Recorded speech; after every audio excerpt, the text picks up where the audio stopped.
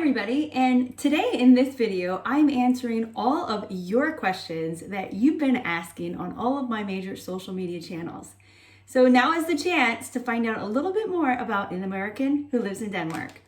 Stay tuned. Come along as my Danish husband and our two sons show this American what it means to live a life in Denmark. My New Danish Life. Hi there and welcome back to my channel. If you're new here, my name is Kelly and I'm an American who lives in a very small town here in Denmark. And if you notice around me, we're doing a little bit of remodeling in my office. So the wallpaper has come down and we're trying to prepare the walls. So it's not a very pretty situation going on behind me. But I thought I'd let you in a little bit. Since this video is all about getting to know me, you might as well see a little bit of behind the scenes, right? It's not always a pretty picture, especially in this room. This room is kind of a cluttered mess right now, but it is also the room with the best natural lighting. So I gotta take what I can get. So I reached out to my followers. I asked them, do you have any questions for me that you'd like for me to answer? And boy, you did. So I have a very long list of questions that I'm gonna be going through today, and hopefully your question gets answered in this video. But if not, feel free to put it down in the comments below. This is part one of my Q&A video. Here we go. Why did you choose to live in Denmark? Well, my husband is Danish and we were living together in the US. We had a house, we had kids, we had careers, and we thought at one point in time there was a job opening that my husband really was interested in, and we thought, well, this could be a good opportunity for our kids to know what it means to be Danish. They did not speak Danish. They really didn't know a whole lot about Denmark except for the experiences that they would have when we would come to visit my husband's family. So we thought this could be a really great opportunity. I didn't really anticipate that after 5 years we would still be here.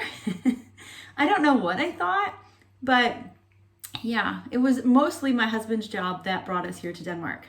Do your kids speak Danish fluently? Yes, they do, actually. When we moved to Denmark, we put them in a Danish public school and a Danish daycare. They're actually both in daycare when we started here for a few months, and then one started school. And they were spoken to in Danish the entire day, and we speak English at home, so they learn Danish very fast.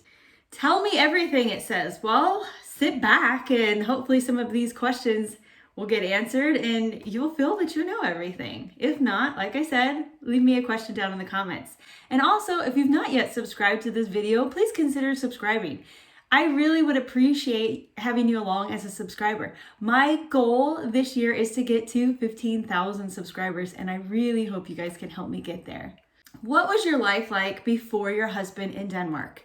Well, I guess right before, maybe the day before, I was a teacher in an American high school, and I was a teacher there for quite a few years before I met my husband. I want to say 5 years maybe I was a teacher before I met my husband. I taught high school English and German. I lived in a town outside of Chicago that was really large. And I taught school in a smaller town that was probably about like 35,000. And it's funny because 35,000 might be considered a bigger town here in Denmark, but in the US it's considered a small town. I had my own apartment, I had my car. I really enjoyed life. I was someone who loved to exercise, someone who loved to read, someone who loved to travel, and yeah. And then I think it was just, I was in my mid-20s and not really all that lucky in love. And so, yeah. But I think we'll find out more about me meeting my husband a little bit later. High school, where? What was it like?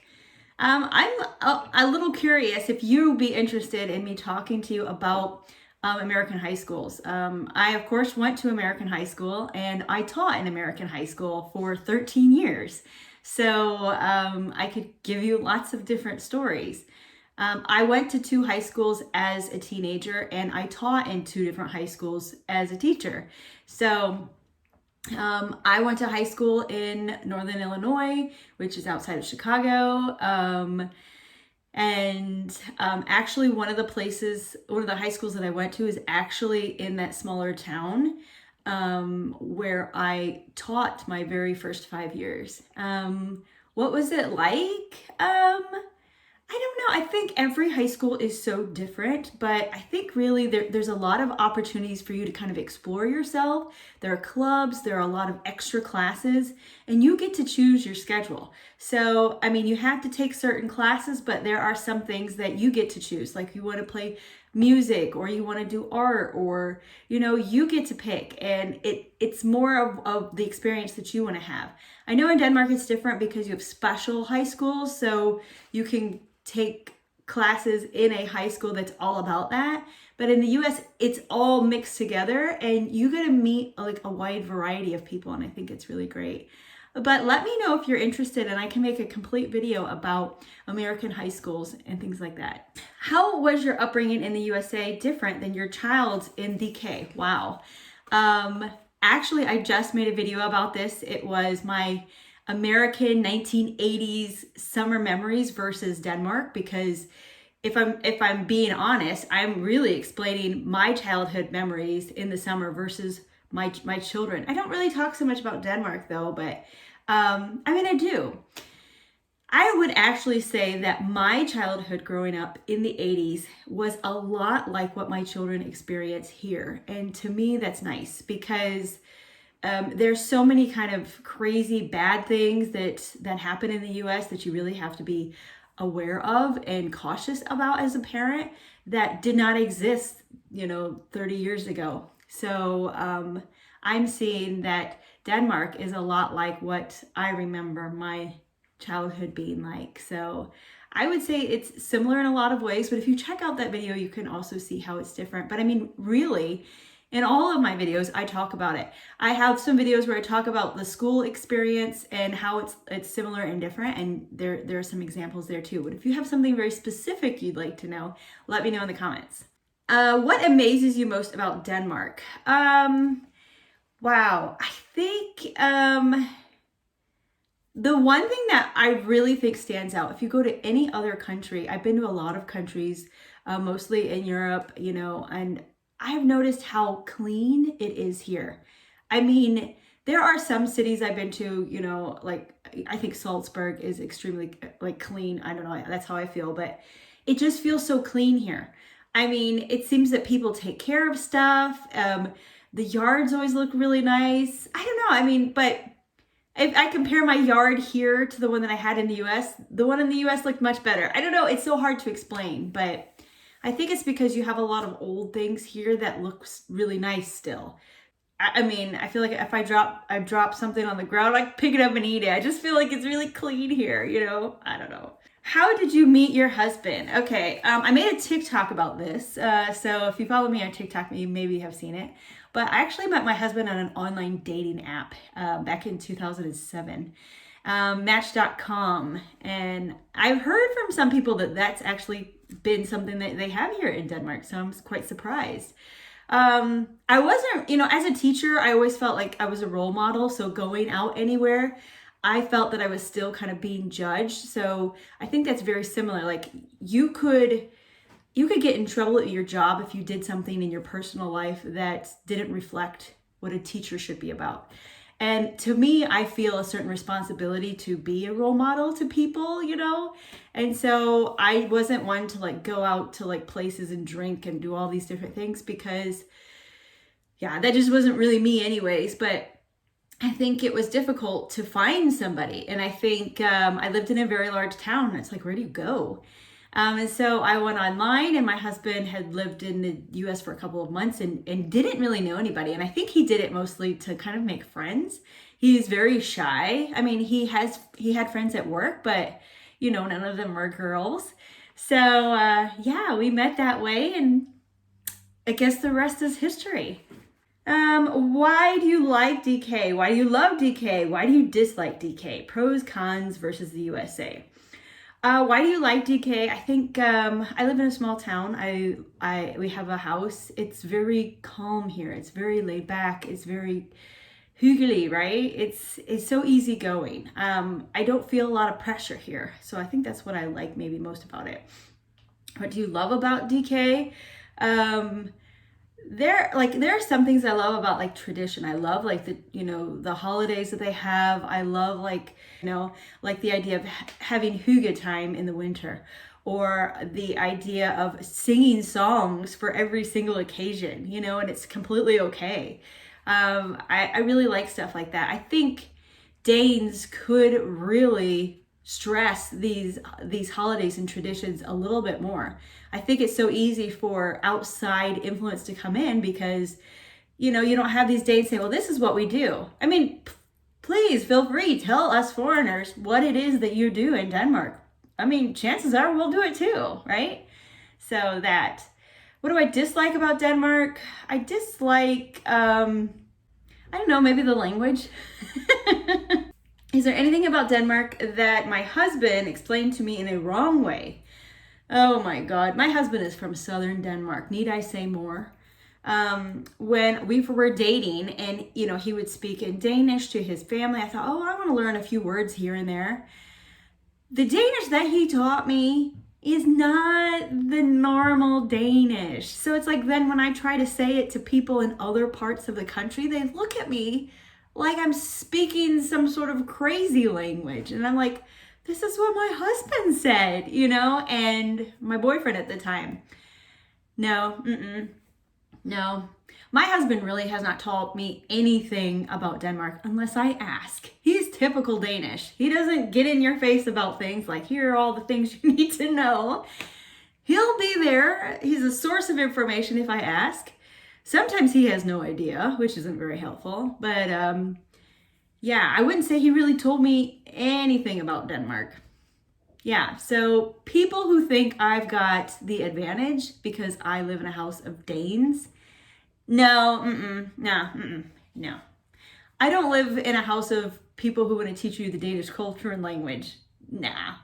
I live in a house with people who know all this stuff and I don't know it, and they do all these things and I do something wrong and like, Mom, why are you doing that? Or whatever, because I just don't know. I'm like, I blame you guys. Who do you cheer for if Denmark played the USA?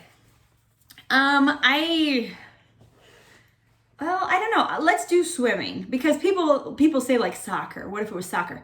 I don't care about soccer. Like in the Olympics, if it was the Danish swimmers and the American swimmers, chances are I'd be cheering on both of them, right? Yeah. I mean, I'm not so emotionally invested where America has to win or Denmark has to win. I guess I don't care that much, but yeah, I think I would be happy if either team won. So there's your answer. What else? Advice for foreigners who want to move to Denmark. Have you not seen any of my other videos? What have I been doing for 2 years? You can check out my Life in Denmark playlist. I have tons of videos, and some of them are speaking just to foreigners, speaking just to people who want to move to Denmark. So, I mean, there's too many things to mention, really, if you ask me. And the fact that I've been making them for 2 years, I've been changing and growing in my ideas of what Denmark is to me. So check out some of those videos. And I think you'll get a lot more information than really what I can give you now. Is it hard to find a job in Denmark? Well, that's a hard one because when I moved to Denmark, I wasn't anticipating that I would find a job. I wasn't on the job hunt, to be quite honest. We had just moved here in March of 2016. My kids started daycare in April of 2016. And I started language school towards the end of April 2016. And I thought to myself, and I didn't have like a CPR card. I didn't have like the Danish Social Security card. I was considered like a tourist, I guess you could say, because I had no visa. I was in the process of getting a visa, but it took like 10 months to get a visa. So, but I could get a job after, I think maybe living here like 5 or 6 months or something. But I just thought, well, I need something to do, right? I need something, I need something to do. So I called a local international school and I said, well, here I am, I have 16 years teaching experience. I can teach these things. I have a letter from the Ministry of Education here in Denmark saying that I'm allowed to teach these things. I said, but I'm just wanting to know if you need any help with anything, you need somebody to come in and help out a teacher. I mean, I wasn't even asking for a job. And I was given a job. They had an opening and it was just fate and it was fantastic. Fast forward to me quitting my job and then going back to school and needing to get an internship. I found it took months and months and months for me to find an internship because even though I had so many years of experience and I had a lot of degrees, it didn't feel like it was good enough. I don't know. I think a lot of it revolves around a network. You really need to have a network. So if you are planning on moving to Denmark, start building your network. I mean, I have a playlist that talks about going back to school in Denmark, like after 40, right?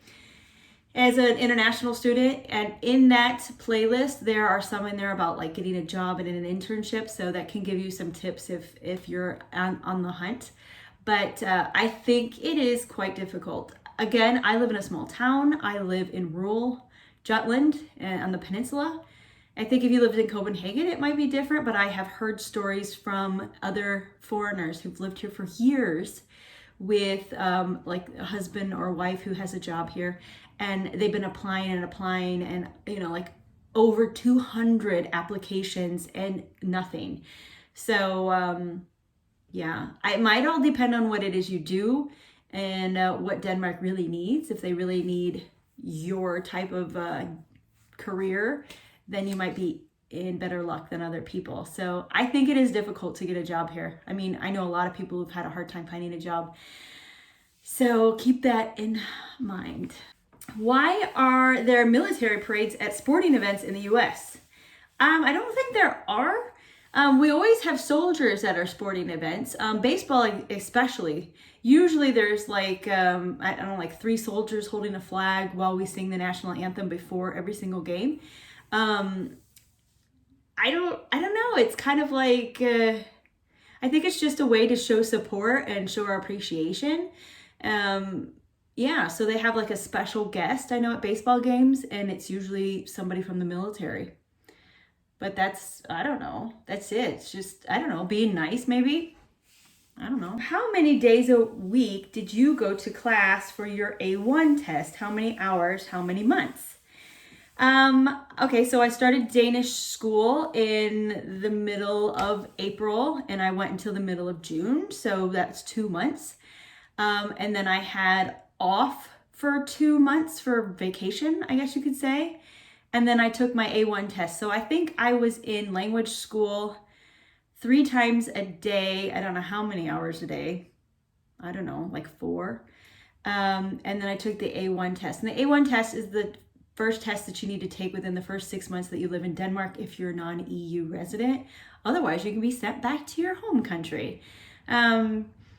It's not that difficult. I have a blog post that is completely dedicated to the A1 test. So if you are someone who is thinking of moving to Denmark from a non-EU country, or you're someone who is prepping to take that test, check out my blog, mynewdanishlife.com, and you can see that post. I give you examples. I translate things. As much detail as you possibly can get is on that blog post. But take this into consideration. I was a foreign language teacher. I mean, I studied, like when I first studied in school, my first couple of years, I have an associate's degree in foreign language. So I took 3 languages my first 2 years of university. So, yeah, so learning Danish, I went by really fast. I went through that program pretty fast. After the summer break, I actually started my job. So in August, I went 2 days a week, and it was only like 2 hours at each time. And I still managed to kind of whip through it. But I really focused on studying. I did all the homework assignments they told me to do. I tried to do everything as perfect as possible. So yeah, if you're someone who has a hard time learning foreign language, then it could be more difficult for you to pass the big test and get through the program. But that A1 test, I don't think isn't very hard. Yeah, but check out my blog. You can see more about it there. When you meet Danes, do they have lots of questions for you about the US? Oh, when I first moved here, they did, because when I first moved here, it was 2016, and that's when Trump was running for president. And everything was about Trump. People wanted to ask me questions, and I was so sick of it. I go, I am a human being. I don't want to talk about Trump. You've not asked me any questions about me. You've only asked me questions about him. I went to a party with my husband, and I sat there for hours without anyone asking me anything. Hours of Danish. I knew nothing about what anyone was saying. And then all of a sudden, someone turned to me, because they all can speak English, by the way, turned to me and asked me a question about Trump. And that was it. And I said, I don't really care about Trump. And then they turned and went back to snacka for hours on end. And I was just thinking, wow, okay, I'm gonna go play with the kids then. That was a big one. I had someone ask me questions about what life was like in American high school. You know, are they the jocks and the nerds and the whatever? And by the way, what we consider a nerd in the US is not what people in Denmark consider a nerd. And I think that's hilarious. Yeah. So it was just stuff like that. I mean, that was like the most annoying thing because of the election. So what misconceptions do people have? I think a lot of people feel that they understand what life in the US is like because they watch TV, right? They watch the news, they watch American movies, and they think they understand everything. But I have to say that so much of what you see on TV is so not what it is like to live in the United States. It just isn't. And so I think there are a lot of misconceptions that people have. And people think that it's just crazy whatever all the time. You don't realize that a lot of time what goes on the news is not nice things. Yeah, I'm gonna leave it there. But if you have any more questions about that, put it down in the comments. What was it like meeting your husband's Danish family and friends? Meeting my husband's family was actually quite easy. It was for Christmas, 2007, our very first Christmas together in Denmark, and everybody was really nice. It was difficult, I think, with the friends and the family. When they get together, they would all just sit there and speak in Danish. And it was, like I said, Danish for hours and hours. And I just sit there and I'm like picking at my fingers, like, because I don't understand what anybody is saying. And that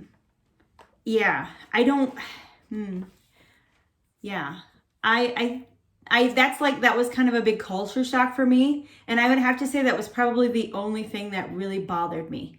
Everything else was so warm and inviting and smiles and hugs and, taking me in and, kind of letting me experience everything, inviting me to like the party and whatever. It was really nice. But it was just the whole fact that, I don't speak any Danish and they all speak fluent English. But yet it was kind of like I wasn't even there. So that was the only bad thing. So if I could say something bad, otherwise you guys are just going to say, oh, well, I didn't really learn anything from there. That's the one thing. So if you have someone who's foreign coming into your circle and you guys speak Danish the whole time and they have no idea what you're saying, that's not nice, people. What US items are you unable to find in Denmark? A lot. I mean, that could be like a weekend long video that just never ends, right? I mean, obviously, if you go to a grocery store in the US, it is the size of a sports center here. It can be, at least. The grocery stores here are like, I don't know, the size of my house. It's, I don't know. I mean, I can't go into detail. One thing that people always bring back to Denmark when they go to the US is usually like medicine, like over the counter stuff. Because people, like the doctors always say, you'll get over it, you'll get over it, whatever. But it's like, some things just don't, I feel like they just don't work, Like if you feel like you've got a little something and then you take a little drink of NyQuil or something before you go to bed and you wake up and you're fine. They don't have anything like that. So I would probably say like medicines. Also like a lot of vitamins. I mean, it's very surprising. In the US, we have a lot of like health stores, a lot of like nutrition stores, a lot of vitamin stores, and they don't really have anything like that where I live. I would assume like Copenhagen and Aarhus are the two main big cities in Denmark. Maybe they have more stuff there, but I mean, that's a really small percentage of the entire population, if you ask me, because there's so many people who don't live anywhere near those places. Yeah, I mean, yeah, we have just different things. I mean, but I would say medicine would probably be a big one. I don't know. We just have more of everything, right? We have more of everything. We have a lot more variety of international things. Yeah, I don't know. As an American accepted into Danish culture, besides learning the language, what can you do to blend in more successfully? I would say do everything that the Danes do. If they're, I don't know. I would say try not to go against the flow, right? So if they're all trimming their hedges, trim your hedges. If they're going around telling everyone Glædelig Jul or Merry Christmas, tell them that back, I don't know. I think it's really great doing Danish things. I mean, I'm here for a reason, right? I don't want to bring all of my American things here, but yeah, I think that really kind of shows them that you're interested in being Danish and integrating. So kind of do what they do, I guess I would say. But learning the language is probably number one. How do you connect with Danes in the beginning? I have someone on Instagram who asked me this because they are thinking of moving to Denmark. Wow. I didn't. And again, you can find this on how to make friends in Denmark, for example. I joined clubs. I tried to learn the language. I went to meetings and like churches and all kinds of things where people are. And I live in a small town, and it's very difficult to infiltrate a small town community in the beginning.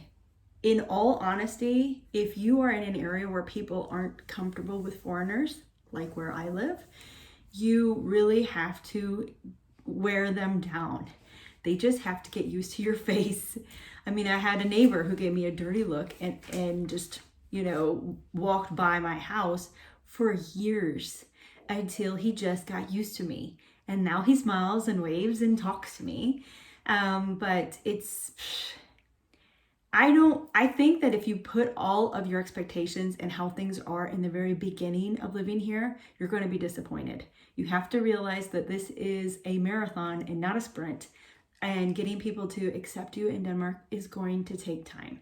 If you live in a big city or in an area where they are very open to internationals, then you will probably have a much easier time.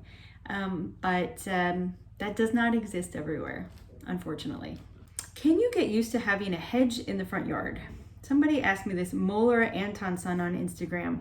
Please, if you are watching this video, can you write me a more detailed description of that question in the comments? Because I have no idea what that means. I don't have any hedges in my front yard. I don't know.